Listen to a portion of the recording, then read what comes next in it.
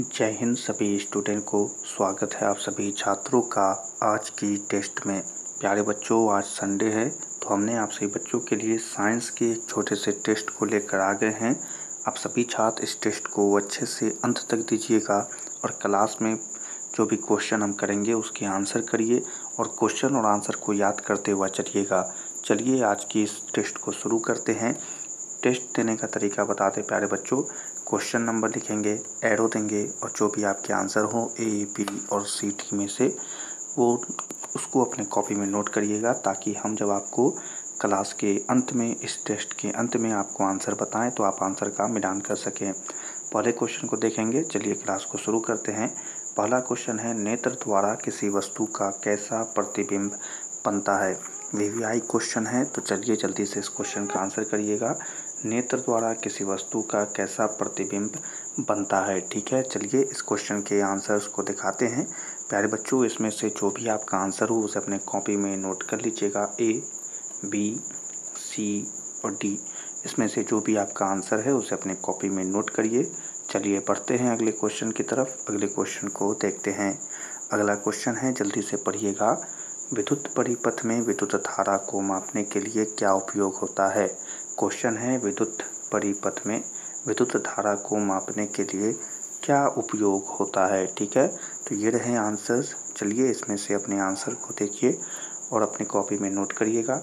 ए, B, सी और D, जो भी आपके आंसर है उसे अपने कॉपी में नोट करिए। चलिए बढ़ते हैं अगले क्वेश्चन की तरफ और अगले क्वेश्चन को देखते हैं।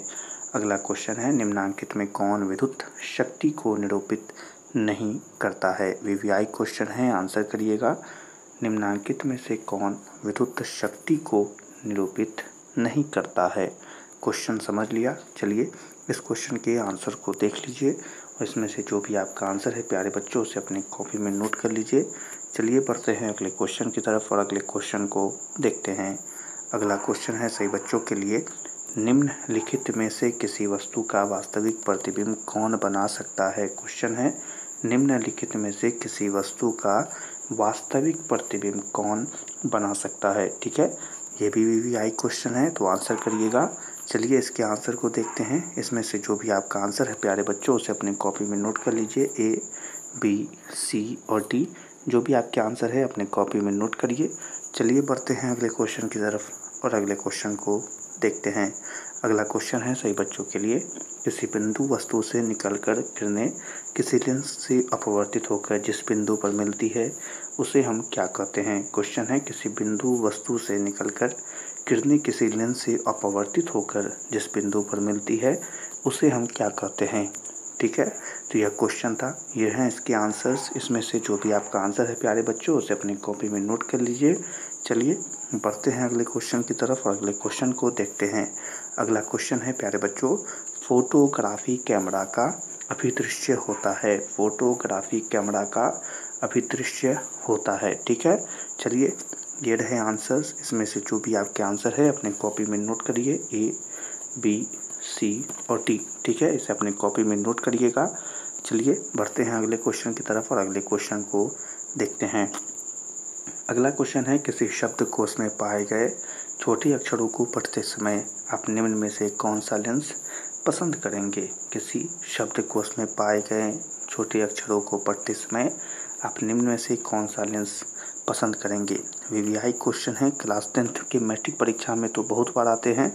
चलिए इस क्वेश्चन के आंसर को यहाँ पर दिखाते हैं और यहाँ पर इसे थोड़ा हम सही भी कर देते हैं आप सही बच्चों के लिए, ताकि आप इस क्वेश्चन का आंसर कर सकें। देख लें, इसमें से जो भी आपका आंसर हो उसे अपने कॉपी में नोट करें।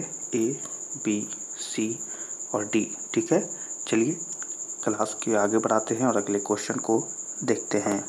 अगला क्वेश्चन है प्यारे बच्चों, किसी गोलीय दर्पण तथा किसी पतले गोलीय लेंस दोनों की फोकस दूरियां 15 सेंटीमीटर है तो दर्पण तथा लेंस संभवतः हैं। ठीक है, यह क्वेश्चन है, सही बच्चों ने समझ लिया होगा। चलिए इसके आंसर्स को दिखाते हैं और इसमें से जो भी आपका आंसर है प्यारे बच्चों उसे अपने कॉपी में नोट करिए। ए, बी, सी और डी, जो भी आपके आंसर है कॉपी में नोट करें। चलिए बढ़ते हैं अगले क्वेश्चन की तरफ और अगले क्वेश्चन को देखते हैं। अगला क्वेश्चन है, वोल्ट बराबर होता है होता है। वीवीआई क्वेश्चन है। आप सभी बच्चे समझदार हैं, आप जानते होंगे कि इस प्रकार के प्रश्न मैट्रिक परीक्षा में आते हैं। इसी के लिए हमने आप सभी बच्चों को यह प्रश्न दिया है। ये रहे इसके आंसर्स। इसमें में जो भी आपका आंसर है उसे अपने कॉपी में नोट करिए जल्दी से। चलिए बढ़ते हैं अगले क्वेश्चन की तरफ और अगले क्वेश्चन को देखते हैं। अगला क्वेश्चन है सभी बच्चों के लिए, विद्युत आवेश के प्रवाह के दर को क्या कहते हैं? विद्युत आवेश के प्रवाह के दर को क्या कहते हैं? वीवीआई क्वेश्चन है। अगर हम किसी क्वेश्चन पर लिखें या न लिखें, सभी क्वेश्चन वीवीआई है। हमने पहले ही सभी प्यारे बच्चों को बता दिया था। ये रहे आंसर ए, बी, सी और डी। इसमें से जो भी आपके आंसर है अपने कॉपी में नोट करिए। चलिए बढ़ते हैं अगले क्वेश्चन की तरफ और अगले क्वेश्चन को देखते हैं।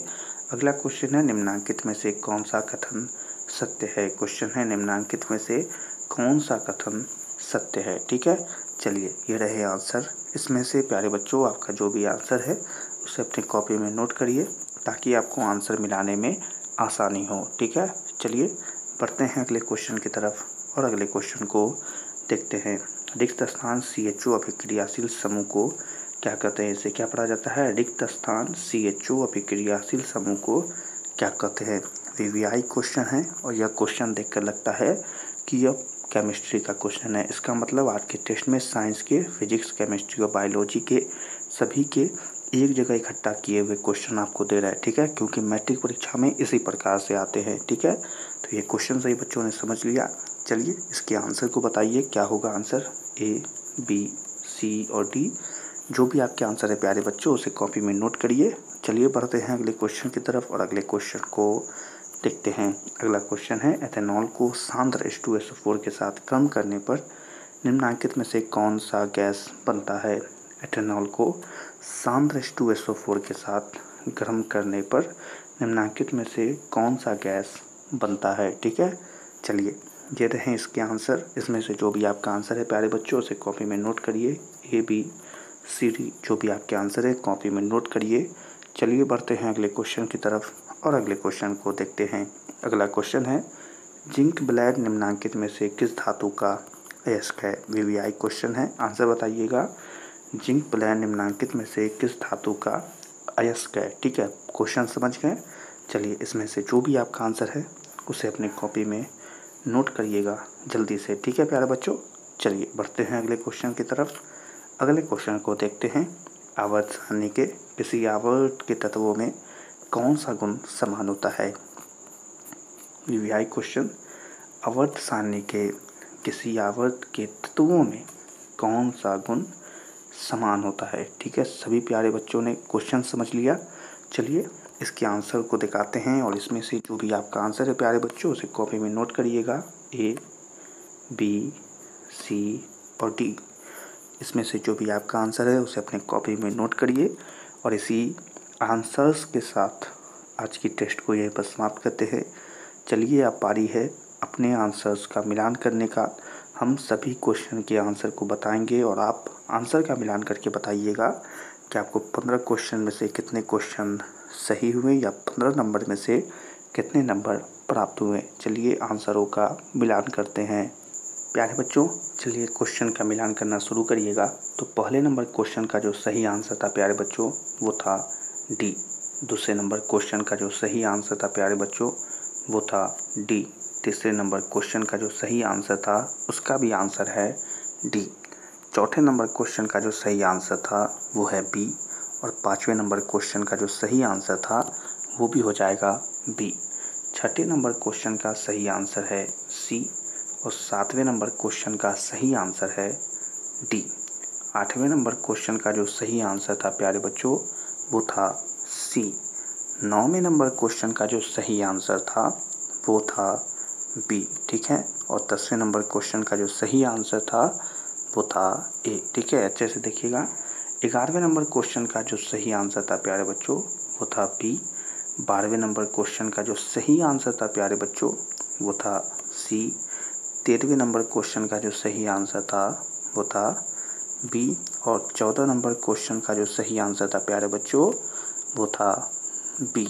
और यहाँ पर 15वां नंबर क्वेश्चन का जो सही आंसर था वो था डी। तो चलिए ये सभी क्वेश्चन के आंसर हमने सही बच्चों को बता दिया। सभी क्वेश्चन के आंसरों का मिलान करेंगे और कमेंट में ज़रूर बताएंगे। तो आज के इस टेस्ट को यहीं पर समाप्त करते हैं। यह टेस्ट पसंद आई हो तो इस टेस्ट को लाइक कर दें और अपने मैट्रिक परीक्षा 2025 के लिए या फिर क्लास 10th 2025 के लिए चैनल को सब्सक्राइब करें, ताकि आपको इसी प्रकार से वीवीआई ऑब्जेक्टिव, सब्जेक्टिव और यह टेस्ट आसानी से प्राप्त हो। सभी छात्रों से मिलेंगे अगली क्लास में। तब तक के लिए आप सभी छात्रों को जय हिंद।